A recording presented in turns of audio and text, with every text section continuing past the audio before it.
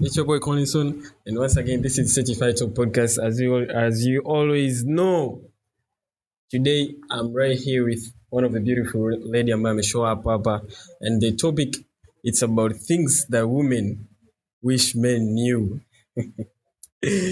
This topic bana, it's so interesting. So nimeamua kumleta mdada mwenyewe kabisa aje kukaa hapa awaambie vitu gani ambavyo women wish men could understand about them.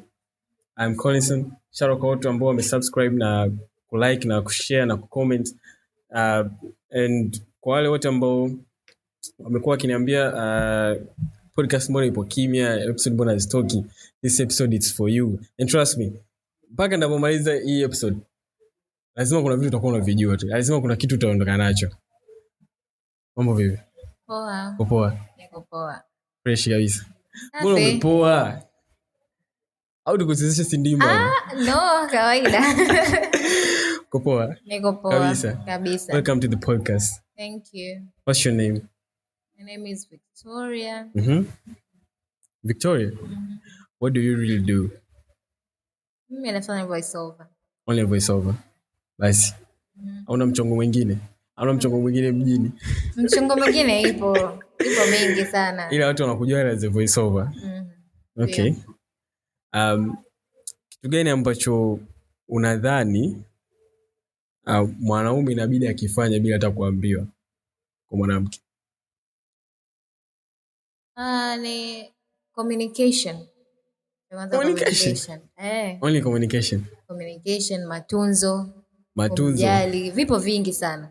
Sasa sampa. Hapa sasa kwenye matunzo. Lazima utoe pesa. Sikizi kuna girlfriend allowance. Are you okay with it? Ndio.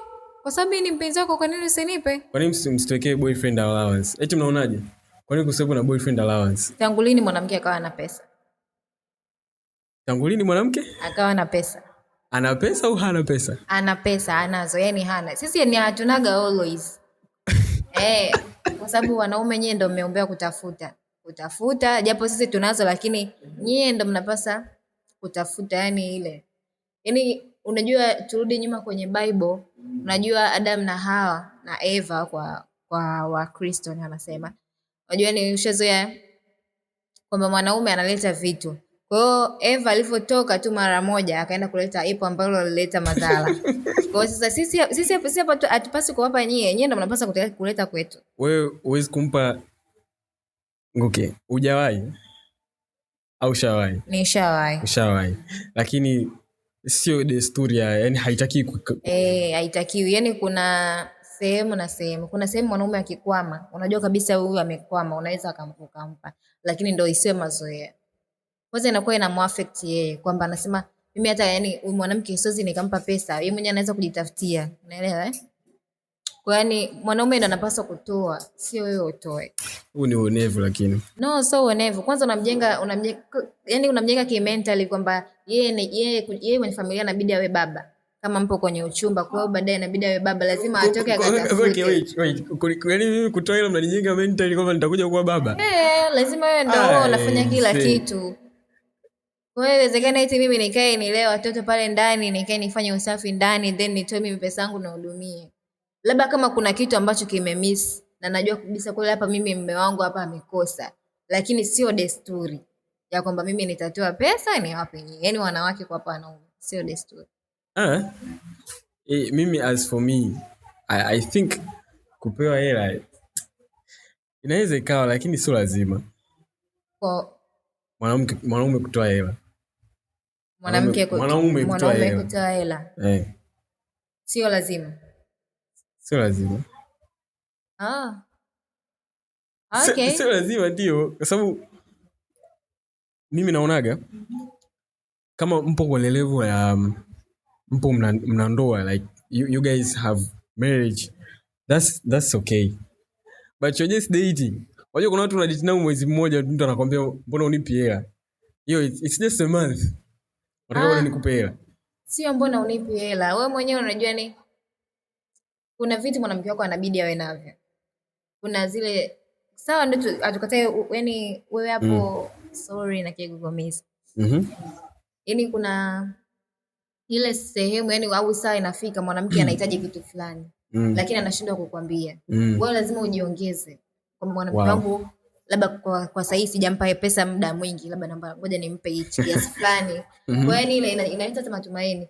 Lakini wewe tu kazi ya kila siku unamtoa kwao anakuja kwako kama ndio mpo sasa kwenye uchumba. Do the deed, alafu umpe hata nauli, umpe kitu, sio kweli. Kila siku unafanyaje? Mna do the deed. Kwa hivyo na mimi wale ambao kazi yao ni kumtoa mtu kwao kumleta kwako. Sina kumtia. Hapana. Unajua kazi kasheshe sisi ambao tunakaa kwa wazazi, wanawake ambao tunakaa kwa wazazi. Mpaka unakuja kuaga, unaambia mama mimi naenda sehemu fulani, labda nalala. Yaani jua ile ni kasheshe, kwanza unakuwa umedanganya, then natoka hapo umpi hela mwanamke. Kwanza wewe ni aibu. Asa mtu ukimpa, listen, ukimpa mtu hela, akiwa amekuja kwako ukampa hela, ina sound like you are buying the service. No. Yaani the service kwamba amekuja amekaa na wewe pale, you are buying the service. No, unajua ile kuna ile sema okay babe, chukua hii hapa, fanya nauli. Babe, chukua basi hii hapa pesa. Unampa yani unampa kwa mapenzi. Hamjakubaliana kwamba eti ulale na mimi, eti ndio unipe pesa kiasi fulani. Kwa sababu unajua wale watu ambao wanafanya hizo kazi zao wenyewe kabisa. Yaani mnatoka pale ulipomkuta anakuambia kabisa mimi nataka kiasi fulani. Lakini mimi nimekuja kwako, najua kabisa ni mpenzi wangu na sijakwambia unipe kiasi fulani. Lakini unatoa kwa mapenzi yako. Kwamba hapo chukua utafanya nauli. Ni sawa 20,000, 30,000 kwa uwezo wako wewe hapo. Kwa wale ambao wanaongomboka kazi kukutana na pisi zao ndani, unawashauri nini? Unashauri wape umpe hela mwanamke, yaani umpe hela. Kwa sababu sisi wanawake jamani tunapitia changamoto nyingi sana. Hata wenyewe unapitia changamoto, sisi tuna changamoto. Lakini wewe ni mwanaume na mwanaume ameombea mateso, lazima mtafute. Okay, being a man is so hard. Yeah, I know. You know, of course sometimes I think we are going through a lot kuliko hata nyie. Yes. What are the effects of communication? Effect of communication. Yani mwakuwasiliana, like do you think respectful communication in breakups matters, and what is your perspective on how women and men process breakups? Nirudie tena swali. In communication after breakup. Okay, listen. Do you think respectful communication in breakups matters? Mpaka hapo kwanza. Do you think respectful communication in after breakups matters? Respectful communication, let's say umeachana na ex wako, si ndio? Yeah, nimekuelewa, lakini yani sasa umeshaachana na ex wako unaongea naye nini?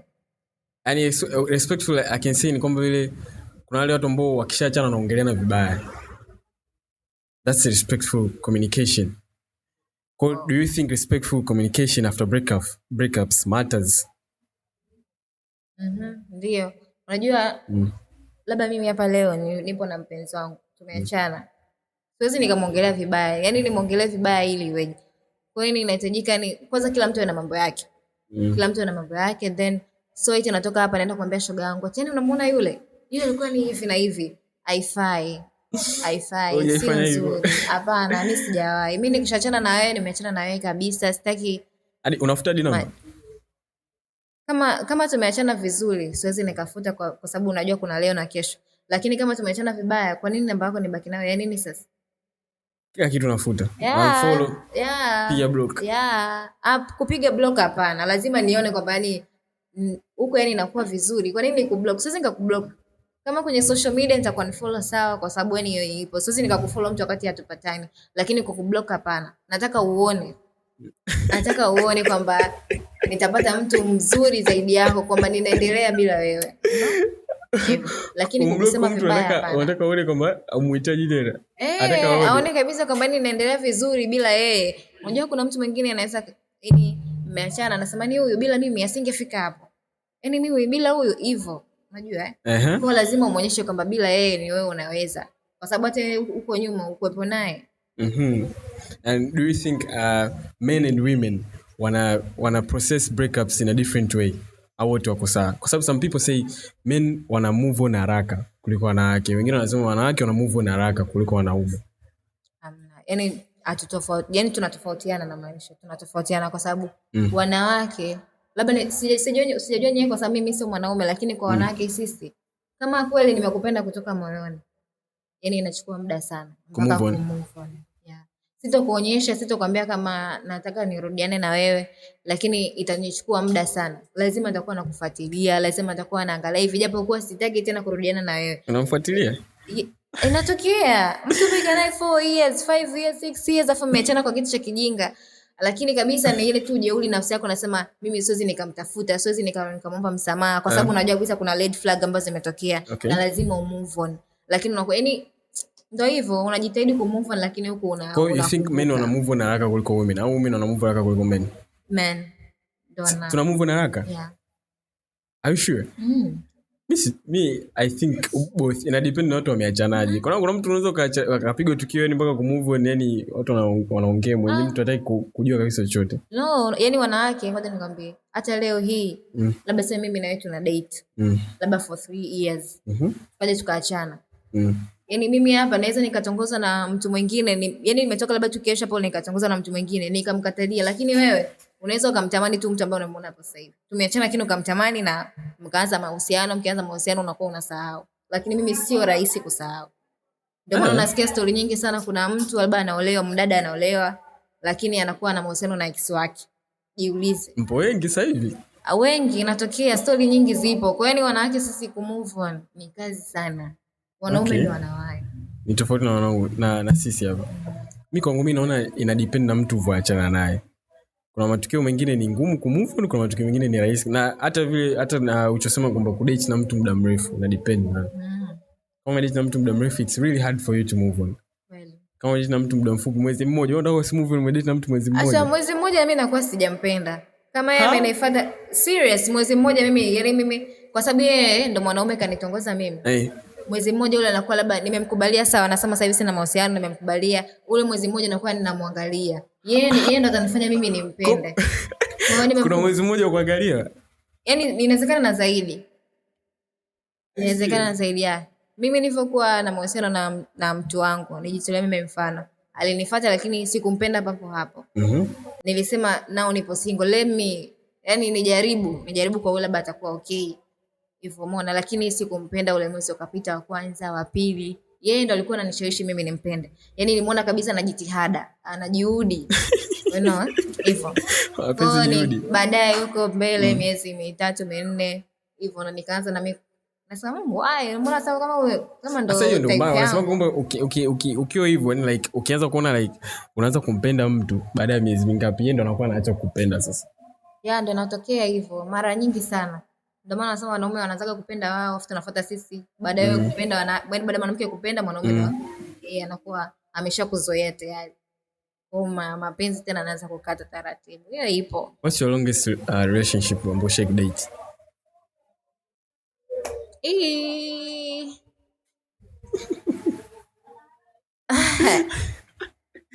Too personal. Acha tuishie hapa. Hamna rafiki yako unajua? Yupo. Rafiki yako unajua? Yote. Ni mmoja. Anajua mmoja? Rafiki yake huyu mmoja ambaye rafiki yake ambao anamjua Viki. Atuambie wakaushi. Okay, can I guess?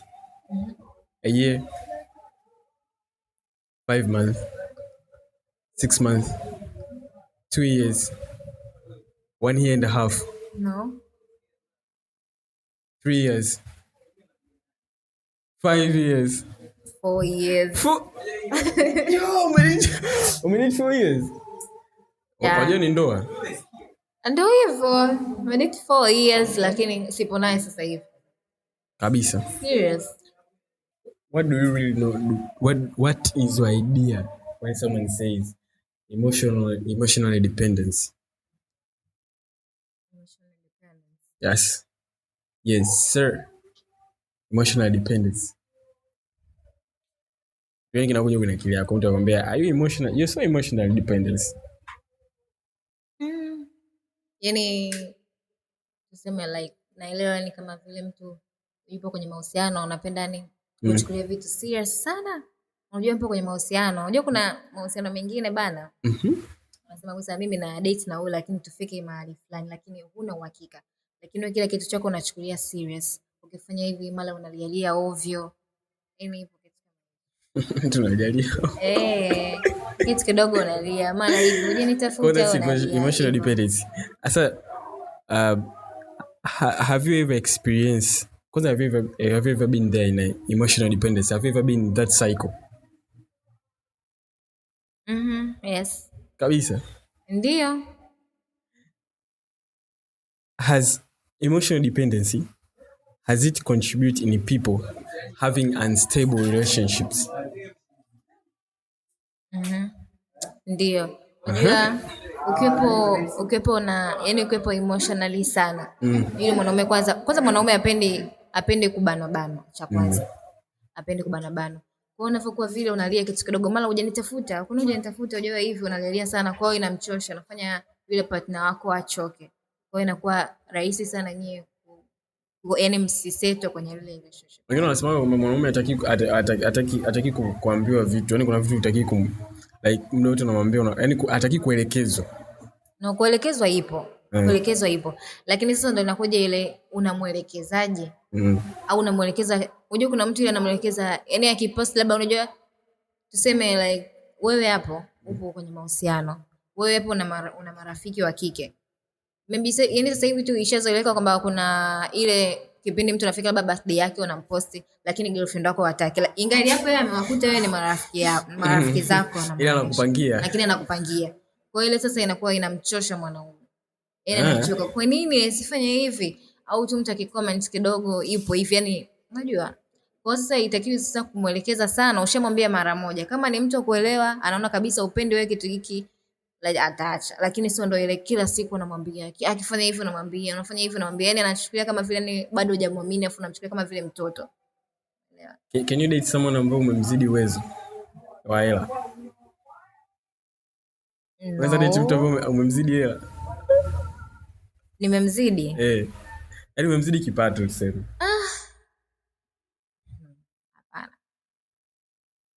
Hapana. Si yanaanza mapenzi afu ndo hela au inaanza hela afu? Sasa mimi hapa yenyewe sina hela. How can I date mtu ambaye yupo chini yangu zaidi? Sina pesa serious. Sasa na date na mtu huyo sasa atakuwa nini? Sasa atakuwa yani kwanza cha kwanza sipendi mwanaume ambaye anakaa kwao. Iko ndo cha kwanza. Yaani afu sipendi mwanaume mdogo. Napenda mwanaume mkubwa. Mdogo kama mimi hapa. Sijatolea mfano ila sasa ndio mdogo kama mimi. Yaani sasa unajua kuna vitu vingine sio kwamba siwezi kudate naye, hapana. Naweza kudate naye lakini nitamwangalia kama ninapomwelekeza anaweza kafanya. Unajua ile kuna mwanaume sawa like yupo kwao ndio. Nishi kudate nao. Yupo kwao lakini unamwambia mpenzi wangu mimi yani sipendi hichi kitu. Labda fanya 1 2 3 amia, hata kama ukilala kwenye godoro ili mradi mimi tuwe. Kwanza sipendi kwenda guest hizo. Sasa mtu nataka kuonana naye, mnaenda guest. Nataka kuonana naye, kwa lazima uwe na kwako. You know, sasa umeelewa hapo nachotaka kumaanisha hivyo. Lazima uwe na kwako. Lazima uwe na kwako. Siwezi nikaonekana kwenye milango ya guest kila siku. Sielewa. Hivyo. Kwa napenda mwanaume awe na kwake. Lakini hata kama haupo, upo nyumbani kwenu, najua utajitahidi ili move on hapo ulipokuwa. Uende? Hata kama tukilala kwenye godoro tu, it's okay. Kwa hiyo you can't date mtu ambaye unamzidi financial, like wewe date mtu ambaye umemzidi hela kabisa. Una date wewe unaingiza 500,000 au 600,000 afu unakutana na mtu anaingiza 300,000, unaweza date naye? Wananitia majaribuni sana. Okay, hapo narudia nielewe. Sasa ndio unasema wewe unaingiza 500,000 afu unakutana na mtu anaingiza 200,000, unaweza kudate naye? Unaweza sidate naye? Tuongee tu yani kiuhalisia. Siwezi.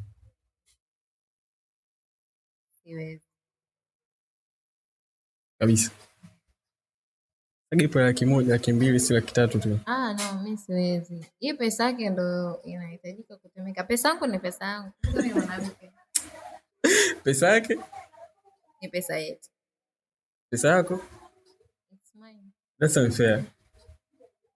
Asa yani ndo tunarudi kule kwamba mimi siwezi nikakuhudumia wewe. You are the man. Mimi siwezi nikakuhudumia wewe. Wewe ndo inabidi utafute hela utuletee sisi hapa. Sasa nikianza kukulea sasa hivi tupo kwenye uchumba. Huko mbele Namvumilia. kuvumiliana kupo lakini sio kwa kupa Kwenye pesa. hela. As a woman, do you think being financially stable can highly contribute kutokuwa kwenye mahusiano ambayo ni stable? Yeah. Sure. Kuwa financially stable inaweza kusababisha usio kwenye mahusiano ambayo they are stable. Ndio. Unajua mwanamke yani hiyo ipo tu kwenye akili za watu wengi. Yaani mwanamke akishakuwa na kazi nzuri, na pesa nzuri, anaingiza ni kipato kizuri sana. Kumpata mwanaume ambaye yupo juu yake inakuwa ni kazi. Kwa hiyo mwanaume yote akija labda mimi ndio nasema labda na mshahara mkubwa hivyo na pesa nini. Akija mwanaume ambaye yupo chini yangu atasema yani labda yani tu nikamkosea kitu kidogo atasema kwa sababu unaishi, kwa sababu umenipita uwezo. Kwani ugomvi utakuwa ni mengi sana na ugomvi utakuwa ni kwa sababu ya kazi. Kwa sababu anaweza kusema like unafanya hichi kitu kwa sababu una hela. Unafanyia hivi. Hivyo. Unafanya hichi kitu kwa sababu una pesa. Unafanya hichi kitu kwa sababu umenizidi uwezo. Kwa hiyo ndio maana wanawake wengi sana wenye pesa wanakuwa wana wanaume. Mimi tutolee mfano kwenye familia yetu. Kuna mtu katika familia yetu yupo ni mama yangu huko wakubwa. Yupo yani ana kazi nzuri lakini hana mwanaume mpaka leo hii. Kweli ana kazi nzuri kabisa. Kwa sababu ana hela. Kwa mwanamke ukiwa una hela kuna hivyo sisi tukaa single milele. Hivyo. Kwamba watu wanaume wanakuwa kuogopa. Hivyo. Hiyo ni kweli Yupo mwenyewe, yupo alone. Japo ni ana mtoto, yani alishapata huko nyuma. Sio kwamba ana mtoto anaye lakini yani mtoto wake mkubwa, yani kama mkubwa kabisa na watoto 3 lakini yeye hana mwanaume mpaka leo. Okay. What do you understand by the term emotional growth? Emotional growth. Ni kukua kihisia. Okay, yes. Kukua kihisia. In terms of dating, like in relationship, what do you understand by the term emotional growth? Okay, labda nitolee mfano kwenye labda tuseme conflicts kwa wewe na mpenzi wako. Kuna kipindi tuseme labda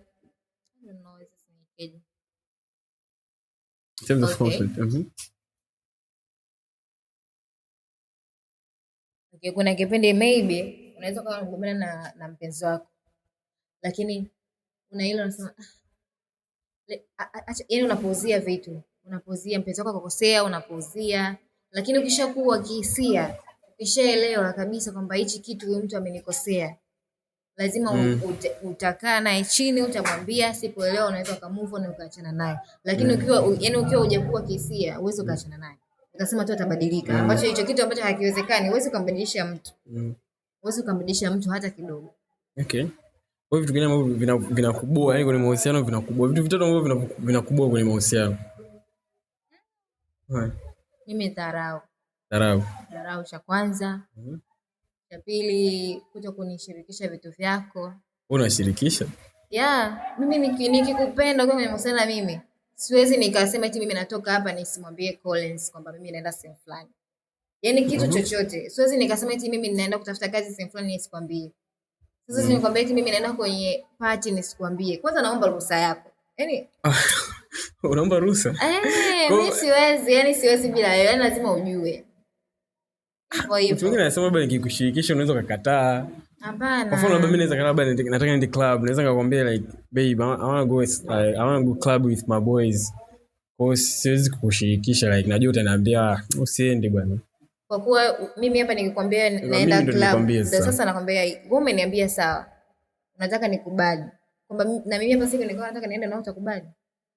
Bila mimi. Bila yani twende mimi tu peke yangu utakataa. Basi na mimi ipo hiyo. Kwa hiyo umesema mbili, dharau, kutoshirikishwa vitu. Ta mwisho? Na kucheat. Sasa kucheat. Yaani iko ni kitu ambacho huwezi kukwepa. Huwezi kukwepa. Hapana. Kwa mtu ikikucheat mara moja imeisha.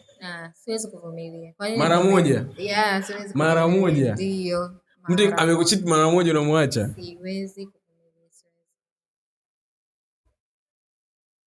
Mara moja tu? Ulikuwa hujijui wakati unafanya hiyo? Kwa hiyo ukichiti mara moja? Mimi siwezi kukuchiti. Kwa nini kuchiti sasa? Nakupenda wewe, kwa nini kuchiti? Unaongea kama you have never cheated before. No, sijawahi. Mimi nimekuchiti mara moja, bahati mbaya ilitokea, was drunk. Bahati mbaya. Kwa hiyo unataka kumsingizia shetani kwamba aliingia. Nilikuwa nimeelewa. Serious? Unaweza kuniambia kwamba watu ambao wanakunywa pombe ni kwamba wakinywa pombe akili inakuwa haipo? Sio pombe. Sio kweli. Yo, guys, tell me kwenye comments. Mtu atakuwa samehe mara ngapi kwenye kucheat? Mimi sidhani kama mtu akicheat mara moja. Unafuga ujinga. Unajua, ngoja nikwambie kitu hivi. Labda uko kwenye relationship, mwanamke wako akacheat, ukamsamehe mara kwanza. Eti baby ilikuwa ni bahati mbaya. Sio bahati mbaya, ulikuwa unadhamiria kabisa. Yaani mpaka unatoka unasema kabisa naenda kucheat na yaani namcheat kabisa mtu wangu huyo. Unaenda kulala na mtu mwingine. Nataka tusamehe mara ngapi kwani? Hamna kusamehewa. Samehe 7 mara ngapi sawa? Unafuga ujinga. Yaani hiyo nikikusamehe mara ya kwanza, mara ya pili lazima tu utakuja kunicheat tena kwa sababu unasema yaani Vicky huyu atanisamehe tu kwa sababu ananipenda. Yaani unaona mimi sasa mimi ni dhaifu zaidi yako. Yaani zaidi kwako. Yaani ni dhaifu kwako hivyo. Once the trust is broken, it's just broken. I don't think kama mtu akishit mara moja inabidi aachwe. Sidhani. Labda kwako Mike. Sio kwangu, hiyo ni kawaida. Yaani hiyo ni kwa wote. Yaani sio kwa wote. Kwa wote. Ndio maana hata wanaoambao wako kwenye ndoa. Wapo kwenye ndoa. Wapo kwenye ndoa. Kwa hapo kwenye ndoa unajua ile kuna aibu, unaficha labda tumefunga ndoa wiki moja, wiki mbili, wiki tatu, mtavumiliana. Kuna watoto. Watoto sasa hivi nao mseme timeni muachane kisa hicho. Watoto wataanza kuseparate, yani mnakuwa kuna mkanganyiko fulani hivi. Kwa lazima mtakaa mtaongea, japo sawa itakuwa inauma, lakini tupo kwenye mahusiano tu hivi, mapenzi hujanichumbie. Siwezi kuvumilia. Asa hapo kwenye trust, ambao umesema once trust is broken, it's just broken. Kwanza, do you think what are the strategies you think help rebuild trust after emotional mistakes or misunderstandings? Mtu amesha kucheat, umeshajua amekucheat, what are the strategies ambazo unadhani ambazo zinaweza zikarebuild the trust au zinaweza zikarudi ile trust ambayo ulikuwa nayo mwanzoni? Kwanza haiwezi karudi kama yani siwezi nikakuamini kama mara kwanza nilikuwa nakuamini. Kama nilikuwa nakuamini 100%, basi itapungua. Cha kwanza jua hivyo itapungua. Lakini kitu ambacho kitafanya labda tu niweke ni stack labda kwenye 70%, labda kwanza nilikuwa nakuamini 100 sasa labda ifike hata 70 hapo na stack hapo. Yaani lazima kwanza uonyeshe kama umebadilika. Uonyeshe kama umebadilika, yaani umebadilika kabisa. Usio kuna magomvi haya. Yaani tu tujaribu yani kuwa lovely. Yaani jaribu kuwa lovely unitoe out hivyo. Japo unajua haiwezi haiwezi siwezi kusahau. Siwezi kusahau. Ni ipo lakini utafanyaje? Lazima uwe lovely kidogo. Nakwambia mtu akikucheat unacheat naye. Simple. Hapana. Mimi siwezi kwa sababu hakuna mtu ambaye namkomoa. Huu mwili ni wangu. Kwa nini mcheat back? Najikomoa mimi mwenyewe. Kwanza naongeza numbers. Unaongeza numbers? Numbers zitakazo ngapi?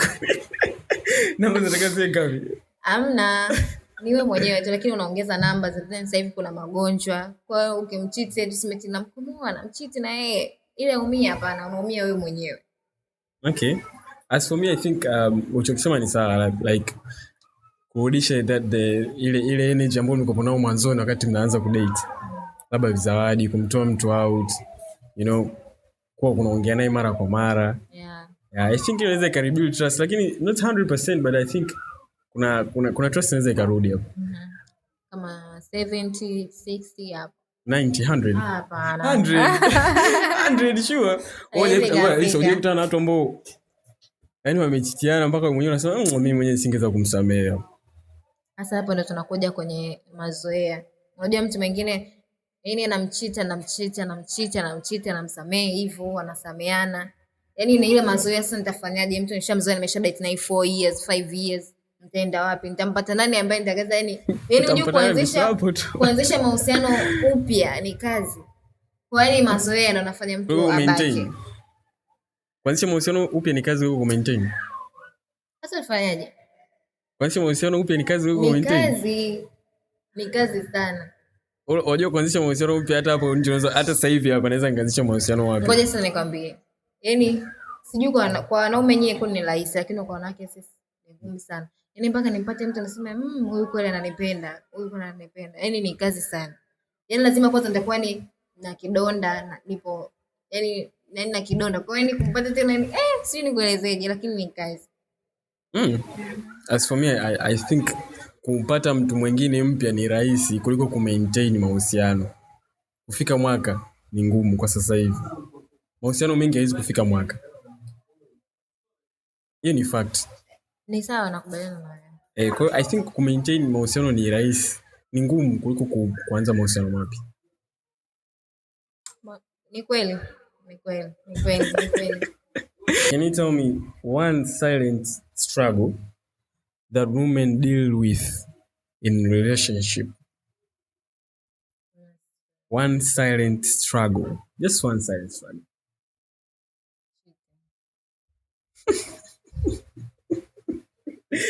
Mbona umeongea kiupoe? Cheating. Yaani hiyo ndo ambayo kweli ni cheating. Cheating inaumiza sana. Kwa hiyo think hiyo ni mbona na nyinyi mna cheat lakini? Unajua kucheat kwa mwanamke, mimi niseme mimi nakupenda sana wewe Collins. Kwa hiyo kuna vitu vingine siwezi nikakwambia mpaka wewe mwenyewe ufanye. Mwanamke akupenda sana kuna ile yani kuomba pesa ile siwezi. Kwa sasa sio kucheat lakini inatokea tu labda kuna mwanaume amenifuata. Lazima nimkubali nasema huyu tu labda huyu namtapeli. Hivyo. Lakini sinakaa sija kucheat kwa sababu sifanye naye chochote. Lakini nyinyi mkicheat lazima mdo the deed. Lazima mdo the deed. Kwa hiyo inauma sana. Okay. Inauma alafu unakuwa unampa pesa mwanamke mwingine. Sasa kumpa pesa napo inauma jamani. Inauma pia mimi. Yaani kwa hiyo niko na date mimi kumpa mtu mwingine ile inakuuma wewe. Sasa inakuuma ni sasa kwangu. Inauma. Hela yako kimi ndo mwanamke wako inabidi unipe mimi. Inauma. Yaani siwezi kumpa mtu mwingine nikupe wewe. Yeah. Kama ni familia yangu au ni ndugu yangu. Familia yako ni sawa lakini tunaongelea basi sasa rafiki yangu, my best friend. Best friend wa kike? God that. Siwezi kuvumilia rafiki wa kike hapana. Unajua wanawake hapana. Yaani mpaka mwanaume anakuwa na rafiki kabisa unasema best friend. Unajua kuna urafiki sawa kawaida lakini sio best friend. Best friend. Una best friend? Wa kike? Wa kiume. Wa kiume? Kwa mimi nitaka kuwa best friend wako. Best friend wangu? I want to be your best friend. Hapana. Labda rafiki wa kawaida lakini unanikataa live kabisa. Unanikataa live sisi kwa best friend wako. Mimi nachoamini hakuna best friend wa kike na wa kiume. We just best friend. Rafiki wa kawaida sawa. Tunasaidiana. Tunasaidiana nini? Kwenye maisha ukitaka hela sio ukitaka hela. Uko na shida hela ambayo ni serious. Hivyo sawa ndio kama nitakuwa na hiyo hela ndio ninaweza nikakupa. Huo sasa hapa mimi nachukua kama urafiki wa kawaida lakini yani wa kawaida tu sio best friend. Uweze kuniita mimi best friend wako. Mimi nachoamini kama best friend wangu ni mwanaume wangu mimi. Best friend. Wow. Ambao wana best friends wa kike vipi? Tuangalie mara mbili. Ile nataka kuwa best friend wa Viki, come on. Mimi nakuwa best friend wa Viki jamani. Kwa hiyo naomba mniombee alikubalie ni best friend wake. I don't have a best friend. I want a best friend. Hapana. Mimi nachoamini kama best friend wangu ni mwanaume wangu. Wa kiume. Kwa nikatafute mwingine. Kwa kike sawa, lakini kwa mwanaume hapana. Nipe basi best friend kwa ndio hiyo. Wa kike. Ndio kike. Mimi siwezi kukupa, labda ni makubaliano wenyewe, yani yenu wenyewe mkishaonana mkikubaliana. Ndio unaniconnect sasa unanipa namba Hamna shida, nitakuconnect na marafiki. Fresh. Finally, at least nimepata hata mmoja. Utakaje kinyonge? Usikae kinyonge. Unasema nikae kinyonge, unasema watu wasio na best friend. Au unasema tusikae kinyonge? Kwa wengine sasa lakini kwa wewe uweze kukaa kinyonge. Wewe kwa sababu ni rafiki yangu. Ni rafiki. Unapenda. Upende nikae kinyonge. Usipende ukae kinyonge. Hadi tuna marafiki kama Okay, what's the common thing women say that you think men almost always misunderstood? Kuomba hela. Mimi mwenyewe na misunderstood kuomba pesa, lakini hakuna kitu cha ajabu sana, lakini ni mentally tu nyewe, yani mlivyojiwekea kwamba mwanamke uko nini aniomba sana hela, anipendi kwa nini aniomba sana wakati mimi sijamuoa. Lakini ni wajibu tu kama wajibu wengine. Wazazi wako si wapo? Wazazi wapo sana, lakini wewe ni mtu wangu. Mimi siwezi sasa hivi eti nimekuwa hivi mtu mzima sina pesa then na mwanaume eti hela ya pads nikamwombe mama yangu au baba yangu. Lazima nikuombe wewe pesa, mwanaume wangu, lazima unihudumie. Kuna vitu vingine siwezi nikatoka eti mama nataka nikasuke, mama nataka kitu fulani, haiwezekani. Lazima uwe na majukumu. Si mzazi wako atakupa, haiwezi kukutelekeza. Mama yangu haiwezi kunitelekeza, lakini nimekuwa mkubwa. Wai wewe ukiwa na haja zako unaniambia mimi. Haja zipi hizo? Haja hivyo. Haja za moyo. Haja zipi? Mimi sina haja. Okay, but lakini wengine wapo ambao wapo kwenye relationship wanajua. I get it. I think umeongea ukweli. Yeah, iko ni kitu ambacho watu wengi hawakipendi. Lakini ukiwa una hela lazima, hamna mtu ambaye ana hela afa akapenda hicho kitu. Kweli. Ndio hivyo, inabidi kuna sometimes yani kama tuseme mimi tulijulia mfano mimi mwenyewe. Nilikuwa na mwanaume wangu sipendi nimombe ile hela ni mfululizo. Mwanaume wangu naomba hichi. Kweli sina kazi, sina nini, lakini nahitaji pesa na siwezi nikamwomba muda wote. Kwa hiyo inabidi saa nyingine ajiongeze. Labda wiki sijampa hela ba mwezi. Atakuwa na mahitaji ya kitu fulani. Yeye pia ni binadamu na mwanamke pia kuna vitu anahitaji. Kwa hiyo anaweza akasema labda natoa hichi kiasi, Viki chukua hii 20 fanyia mambo yako. Yaani hata ile inakuwa ni unajenga ni mahusiano yanakuwa zaidi. Unasema kweli huyu mtu ananijali, ananikumbuka, ananipenda. Lakini mpaka uombe, tena ukiomba unasema yaani udemu anapenda sana hela. Unajua vitu kama hivyo. Udemu anapenda sana hela hivyo, anipendi, anataka sampa, anapenda sana sampa. Lakini hamna, ni mambo tu ya kawaida. Wewe nitaje red flags zako kwa haraka haraka, red flags 3 ambazo wewe you don't consider lakini ni red flags. Mwanaume mchoyo, yani unaikuta mwanaume ni mchoyo. Mchoyo. Hela hivyo. Yaani yeye baili. Hawezi kutoa pesa yake mpaka aombwe. Tena akiombwa yeye ukuta hapa analalamika. Umeona? Pesa ngumu, wewe usilalamike. Hamna. Sasa kuna ile ni yani unajitahidi. Hela ngumu lakini unajitahidi. Siwezi nikakuomba mara zote, siwezi nikakuomba yani eti ndio mfululizo. Leo kesho kuta hapana. Lakini kuna ile ni unajitahidi, unajua unajitahidi fulani. Nyingine. Cha pili ni uongo. Yaani tunaanza mahusiano mimi na wewe lazima uniambie vitu vyako. Kama una mtoto, kama ulishaikuwa na mke, lazima nivijue. So tunakaa kwenye mahusiano eti mwaka mzima afu baadaye unakuja kuniambia eti na mtoto. Hiyo jamani hapa. Surprise. Surprise. Afu unaniambia nini? Yaani tumekaa mwaka mmoja. Ametokea mwisho wa mwaka hapo. Mwisho wa mwaka wakati mimi ndo nilikuwa mpenzi wako. Kwa nini ile flag gani kwangu mimi tena kubwa sana tunaweza tukaachana. Nyingine ya mwisho. Ya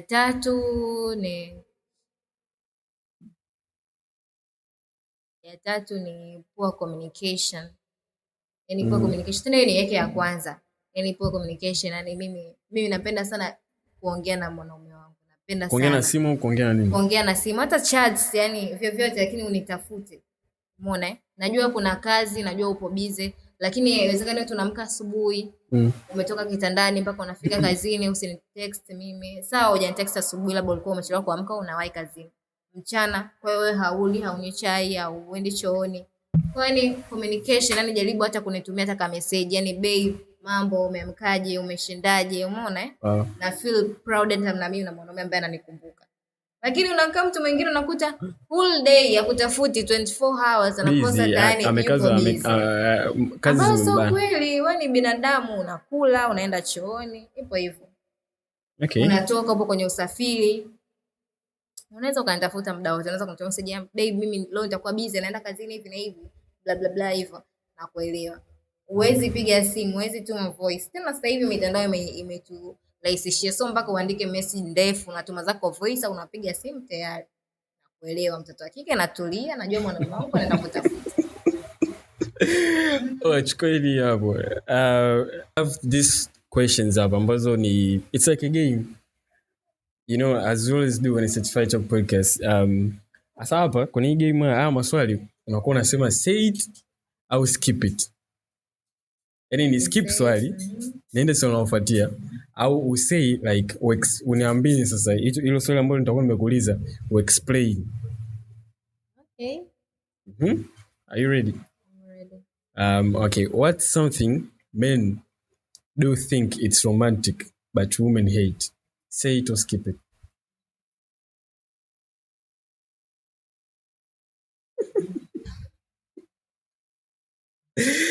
What's something men do think it's romantic but women hate it? Say it, skip it. What's something?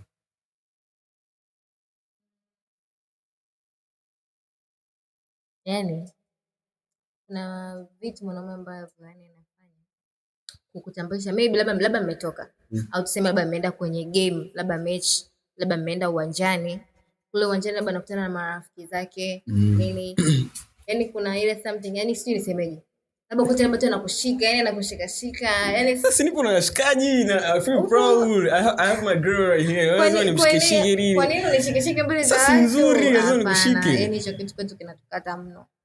Yo, that's not romantic at all. Kabisa. Hiyo ni kwa sijui. Ndio hivyo. Okay. What's the most common emotional need men ignore? Okay, this I think this is a kind of men thing. What's the most common emotional need men ignore? What's the most common emotional need men ignore? Say it or skip it. Men ignore. Na skip au na say? Mbona kama naona naliweza afu sijaelewa. Hebu rudia tena. Okay, ngoja nieleke hivi. Ni kitu gani ambacho wanaume wengi wanakiona it's not, yani sio kitu chao in terms of emotion, lakini ni kitu ambacho huwa wanacho? Say it, skip it. Skip it. Can I answer the question? Answer it. I think men yani wanaume wengi tunadhani kwamba kulia ni kitu ambacho hautakiwi. Lakini kuna watu ambao wanajifungia ndani na wanalia na ni wanaume wengi. I think hicho ni kitu ambacho men wana ignore, lakini I think it's okay for me. What's the behavior do men excuse that women find unattractive? Say it, skip it. Skip it. Skip. Okay. Is posting a girl as a birthday wish a red flag? Say it, skip it. Say it. Kwa nini kimpost dem kwa birthday? Jao sana. Nisimuishi rafiki yako. Wewe umenikuta na rafiki yangu. Ni rafiki yangu wa miaka. Nimeamua kumuishi. Yaani hasa ukimpost wewe ndio inafanya nini? Unamuishi. Na unaonyesha ukaribu. Mbona unampost rafiki yako sasa tu? Umesema mimi ni mimi, lakini mimi kukuta nimepost wanaume tena mfululizo, sio kweli. Kwa mimi nikimpost dem ni red flag. Ni red flag kubwa sana. Unajua tunaingia kwenye mahusiano, kuna ile kitu nakwambia mimi hichi kitu fulani sikipendi. Kwa hiyo unajua kabisa mimi sipendi upost wa dada. Umeona? Kwa hiyo unakuwa unanielewa. Sasa ukifanya kile kitu inakuwa kwa mimi kinanikata. Lakini hata mimi pia na marafiki zangu wa kiume. Kwa kama wewe upendi siwezi nikakifanya. Lakini kwangu mimi ni sikipendi. Kwa hiyo tukaanzisha mahusiano na mtu lazima nimwambie kwamba sipendi. Hakuna kuposti. Maybe kama ni dada yake it's okay. Ni ndugu yake it's okay. Sio rafiki. Ndio sio mama. Rafiki yangu kanisaidia kwenye mambo mengi, niko naye kwenye struggle. Kanisaidia kwenye maisha yangu, yaani mpaka nilipofika amenisaidia. Amekusaidia nini? Wewe umenikuta naye kanisaidia. Mimi siamini hivyo vitu. Mimi I don't think kama hiyo ni red flag, lakini ina depend na mtu unampost. Hapana. Ina depend ni dada yako sawa, mama yako sawa, mama yako mkubwa, I don't know whatever. Yaani hivyo ni ndugu zako. Do you post? Una post boys? Na post kwa sababu sasa sipo kwenye relationship. Lakini kama ninayo na mwanaume wako pendi, sio kitu. Anyways, tutabia hapo, is it posting a girl or a boy ukamwish birthday, is it a red flag or a red flag? Mtu ambaye ana zile tabia kwamba anaposti vijembe, yani anaposti memes. Unajua nyinyi dada mnakuwa mna memes zenu fulani hizo mnaziweka. Mimi mwenyewe binafsi ni mtu ambaye anasema hizi memes vipi? Mbona zina watu zinawalenga hivi? Wewe mtu hivi unasemaje? Kwanza unaweza kudai na mtu hivyo? Hapana. Kabisa. Hapana. Kwanza yani hizo ni tabia za wadada cha kwanza. Hizo ni tabia za wadada, lakini hata kama wadada pia yani kuweka hivyo si vizuri sana kwa sababu yani unaonekana Mswahili. Mshamba. Mshamba mitandao. Wakuja. Kwa sababu kama una kitu kimekuumiza mfuate mtu direct. Mwambie, kwa nini umwekea status ili nani aone? Kwa sababu umegombana wewe na yeye. Nyinyi wawili, lakini unaweka status ili iweje? Umeona Kuna ile meme ambayo anasema sijui naweka status sijui kitu ambacho nakipenda, kwa hiyo kama kuna mtu viatu sijui vimeficha nimficha, lakini la kwangu simu ya kwangu kwa lakini hapana, kuna vitu vingine huwezi ukapost status, unaona yaani ni ushamba kabisa. Kama mtu amekosea mfate, mwambie. Unaogopa usha experience hivyo vitu mimi hapana. Hapana, serious, hapana. Sijawahi. Japo wewe kipo amna, so kwa mimi ilitokea niligombana na boyfriend wangu. Sasa mimi ni mtu yule ambaye nipo emotional sana. Kwa sasa nikawa nimekaa tu home, nikawa nimejirekodi hivyo na nyimbo fulani hivi. Sikumbuki ilikuwa inaitwaje, lakini ilikuwa ni Harmonize. Ilikuwa ni kama kama ina maneno fulani hivi ambayo yeye alihisi kama nimemwambia yeye. Kwa aka comment pale akaniambia Viki hivi na hivi. Of course nilikuwa nimeimba kwa sababu yake yeye, nilikuwa nimefanya, lakini sikuweka ile status tu kwa kusudi yake. Nilikuwa nimefanya challenge, nimeipenda nikaweka, lakini kwa sio kwa sababu yake yeye. Lakini sio kwa memes. Kwa memes hapana, siwezi. Kwa memes hapana. Wewe sio mtu unapost memes? Hapa. Na posti lakini sio za hivyo. Sio mlinka mtu. Memes tu kama memes za kawaida. Funny jokes. Au sio? Tunamalizia swali la mwisho, linasema do small efforts really count more than big promises? Sana. Small efforts zina count kuliko big promises. Unajua upo kwenye relationship, unamwahidi mwanamke kwamba nitakupa 500,000 labda mwisho wa mwezi, afu hujafanya. Yaani ile kitu inamkata yule mwanamke wako, inamkata kinoma. Lakini heri hata ufanye kitu kidogo, labda umetoka zako labda sehemu, umemletea kitu fulani mwanamke wako. Ile kitu inajenga sana, lakini sio kumwahidi vitu vikubwa ambavyo unajua kabisa huwezi kuvitimiza. Yaani hicho kitu kwanza unaonekana ni muongo.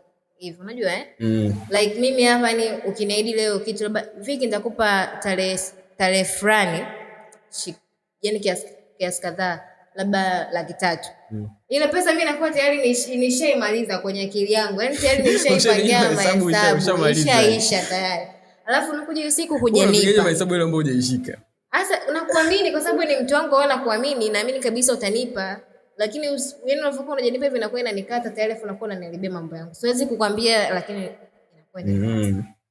inakuwa unadhani wanaume wengi hawajui ku express feelings? Ndio. Wanaume wengi hatujui ku express feelings. Hivi wait. Hii ilikuwa ni ile say au skip it? Yeah, say it, skip it. You want to skip? I want to say it. Au. Unajua kuna ile hali mwanaume anasema mimi ni mwanaume, kwa nini nimwambie mwanamke wangu hivi? Yaani mimi ni mwanaume. Yaani achukue mwanaume anakuambia ni kitu tu ile simple. Labda Viki hivi na hivi. Naelewa? Viki hivi na hivi, yaani tu in short aeleze ile. Okay, kwa nadhani men we don't know how to express our feelings. Mwezi kabisa. Wanaume wachache wanaweza kumfuata demu kumwambia na sema hiyo wanawake ndio muwezi kufanya hicho kitu. Wanawake sisi hatuwezi, lakini ukishanifuata nikishakuwa kwenye mapenzi na wewe basi. Yaani imeisha, nitaweza kukwambia kitu chochote ambacho kitakuwa mbele yangu. Lakini mwanaume akishakufuata ushakuwa naye kwenye mapenzi, yaani kukwambia tena vitu vingine anahisi kama vile anajishusha. Sasa yule demu ataniona mimi nampenda sana. Nimemfia kinoma. Ona anaacha, lakini ndio hivyo. Okay. Kwa kumalizia, unadhani women are too emotional than men? Hilo lipo wazi. Wanaume ni ushadate na malasbon? Wanaume ni malasbon? Hapana, sijawahi kudate nao, lakini tu kitu kidogo hivi kasha mind tayari. Hataki kuongea na wewe. Hapana. Yaani ushasema ni mwanaume. Labda kama ni kijana mdogo, mtoto, labda anasoma secondary. Last born. Mwanaume. Hapana, sidhani kama yupo mtu kama. Okay, that was all I prepared for you for this episode ya 5, and the topic was things that women wish men could understood. Nadhani tumeongea vitu vingi sana hapo. Yaani ukiacha tu na tumeongea vitu ambavyo vipo na ambavyo vishamtokea rafiki zake Viki, rafiki zangu mimi. Kwa hiyo I'm sure utakuwa kuna kitu ambacho umekipata, kuna kitu ambacho umekigain, kuna kitu ambacho kimekuongezea hapo. Though Viki, kuna vitu vingine Viki alikuwa anavisema, ila nashangaa kwa nini hapa haviongei. Kuna vitu alikuwa anaviongea huko, hapa haviongei. Sasa unataka ukifanya yeye, ukiingia kwenye account zake kamuulize wenyewe, mbona kuna kitu bora kama huwezi kukielezea vizuri pale. Unaweza kupata wapi kwenye account zako za Instagram, TikTok? Kwenye Instagram naenda kama vile call me V ya call me na V. call_me_V. Hivyo Instagram, lakini kule TikTok naenda kama V-Trends. Actually nauza poach na sandals. Kwa ukiachana na voiceover pia nafanya biashara. Nafanya biashara. Kwa TikTok hivyo naenda V-Trends. Kwenye voiceover wanaanza kwa kuangalia wapi? Movie gani? Wapi character yako? Watu wajue uwezo wako dada. Kwenye voiceover nafanya Lamal kwa ambao wana kingamuzi cha Azam TV. Saa 1 kwenye Umi ambayo inakaribia kuisha. Anafanya kama Lamal, mdogo wake Mariam, lakini pia saa 4 anafanya kama Poina wenu mpendwa kabisa. I like your voice actually. It's good. Inavutia sana. Napata comments nyingi sana. Anapata characters ambazo tofauti. Napata comments nyingi sana kwamba sauti yangu nzuri na pia actually najikubali. I like that. Yo, that was all for today. I'm Collinson. Unaweza kuingia kwenye Instagram page, he's Collinson. TikTok is Collinson. Certified Talk, Instagram, TikTok, YouTube. Subscribe. More things are coming. More guests are coming. Coach unaliona kama kubwa hapa. Kuna siku hapa nataka niite magesti hata 3 kwanza, ajipange kwanza. Wamwage madini kama vile Viki alivyoongea. See you next time. Ciao.